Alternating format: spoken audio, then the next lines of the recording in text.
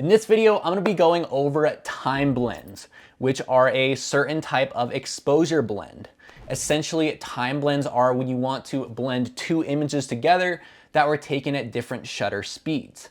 Now, you might be wondering why you'd wanna do this, so let me give you an example in Photoshop. So we got this beautiful image of this waterfall here taken in Oregon. The only problem was when I first took this image, these leaves here were blowing like crazy. So when I took the long exposure of this water, they all came out blurry. Let me go ahead and show you the two raw files. As you can see here, this leaf section is just not look good at all. But it's what I had to do in order to get that long exposure of that waterfall and make it silky smooth. So what I did is I took another shot at a higher shutter speed, 1/100th of a second here, and now these leaves are all frozen in place. But the only problem is the water doesn't look nice. So time blending is when I blend these two types of images together to achieve this effect here, where we get the best of both worlds. So let me go ahead and show you exactly how to do this, because it's actually way easier than you'd think and just requires basic masking. Lots of photographers don't know about this tool, so if you can go ahead and use this technique, you could create some really awesome images that stand out from the crowd. So the first thing you're going to want to do with these two raw files is do your raw adjustments here in Lightroom. So I copy the exact same adjustments and apply it to both of these images here once it's ready to go. One problem you might run into with time blends is that one image might be darker than the other in order to compensate for the shutter speed and exposure time. So in that case, just make sure the exposure is the same. I believe when I took this image, it was originally darker like this, and the other image was lighter like this. So I'm simply increasing that exposure to make sure it matches almost exactly the same one. So when we blend them, we won't have any issues with brightness or contrast. So now that those look good to go, let's go ahead and select both of them, right click and go edit in Photoshop, but open as layers. All right, so as you can see here, we got the two layers on top of each other. We're gonna go ahead and select both of these. And the next step is we want to auto align these layers, similar to the way you would do with a focus stack. So let's go ahead and do that. We're just gonna go to edit and click auto align layers and click OK. All right, so you can see those are all lined up, and we do have a little bit of edges that we need to cut out here. So let's go ahead and crop that a little bit, just ever so slightly here. Let's go a little further, closer in, and just get them just out of frame there. All right. And we are good to go on that front. All right, so now all we're going to do here is simply create a layer mask. Make sure the black paintbrush is selected. And now we could simply just paint through to that bottom layer where we have the very still leaves.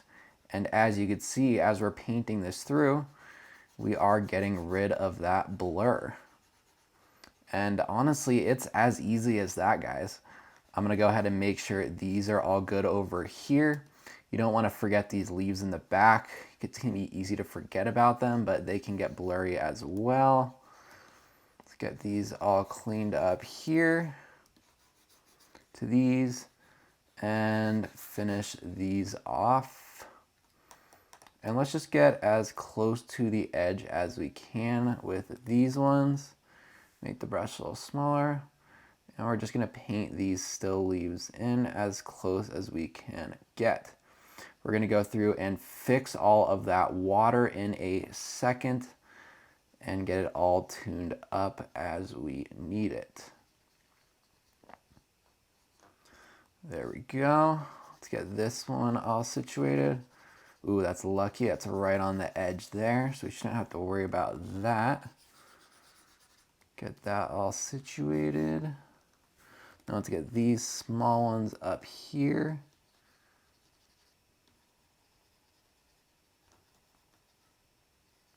All right. And we can go ahead and check the layer mask here by clicking Alt and see if there's any spots we may have missed, like right here. I'm not sure what that part is. Yeah, we can get this part right here. And then get these parts over here. And we're looking pretty good with the first round. So now we're going to go ahead and start to get more detailed with these spots right here. So as you can see, the water right here is still the fast exposure. So to clean this up, we could simply create a new layer here and hop over to the clone stamp tool.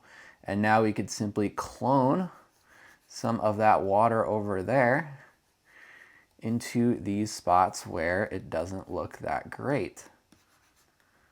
So let's just clone all this in here.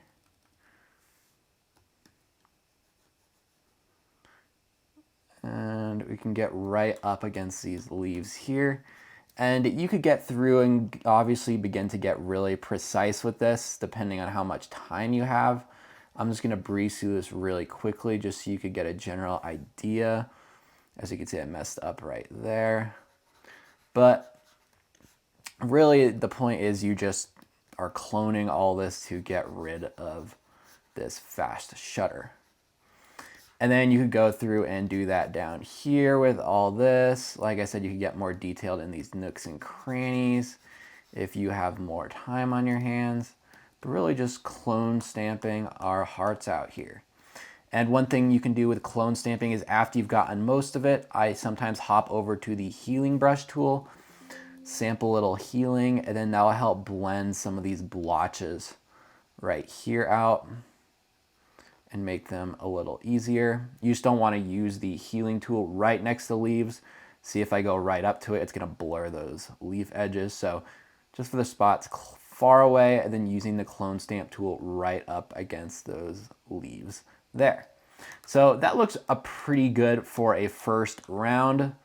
Obviously, I'd go back more detailed if I was going to finish it. But now let's check out down here. Let's switch back to clone stamp. So just brushing some of this long exposure in right where those leaves end.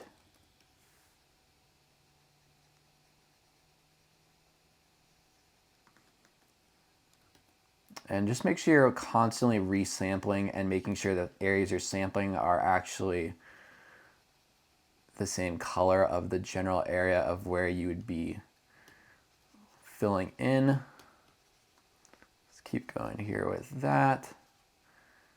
And yeah, easy enough. Like I said, it's really as simple as that. Now we would just go through and repeat that process down here. Let's see what it looks like over here. Yeah, that's looking good. So essentially just rinse and repeat this process throughout this entire image and you'd be good to go. So I'm not gonna go ahead and do all of that because it's gonna take forever. Now, if you go back to the final result here, you can see how that looks if you just put a little bit of time into it. It's honestly just a time suck. So that is how you can do a time blend. One more idea for how you can use this is at the ocean. So for example, if you want to have one wave in the front, that's a long exposure, and another wave in the back, that's perhaps a fast shutter. Maybe it's frozen in the air and there's mist spraying, or even there's birds flying over the top that you want to catch with the fast shutter. You could blend both of those together and get a really neat looking image. Another way you could use this is if at the very bottom of the waterfall, there's a lot of mist spraying or water shooting. You can make the bottom of the waterfall a fast shutter and get those droplets of water spraying, then have the nice flowy stream for the top. There's really endless ways you can use this, and it's a great technique to have in your arsenal if you want to get a little bit more creative with your images. So let's go ahead and hop to the next video.